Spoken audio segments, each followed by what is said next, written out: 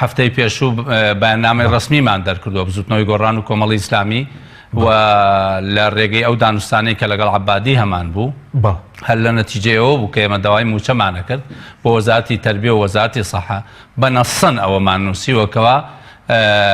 ئەو موچەی کە دێت بە وەزارەتی سەحە وەزارەتی تەربیە نابێت بە وەزارەتی دارایی تێپەڕێ چونکە ئەوە عەبادی بە چەند جار ئاماژەی بەوە کردووە کە و نایداتە حکوومەتی هەرێم قەتا من ڕاستەوخۆ لەو دانیشتنێک کە لەگەڵ حەیدەر عەبادی لە ماڵی سەر کۆمار کردمان زۆر بە ئاشکرا و بە ڕاشکاو من وتم کوێت ئەوێ تاوەکو ئێمە پێویست ئەگەر تۆ قەناعەتت بەوە نییە کە بیدەیتە حکوومەتی هەرێم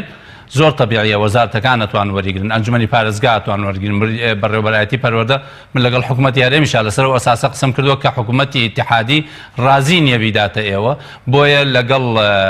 یەکێک لەو بەڕێزانەی حکوومەتی هەرێمە کە باسمان لەو بابەتە کردووە و کۆبوونەوەیەکمان کردووە ئێمە و گۆڕان کە ئێمە قەناعەتمان بەوە هەیە حکوومەتی ئیتیحادی موچە لە ڕێگەی وەزارەتەکان و بابە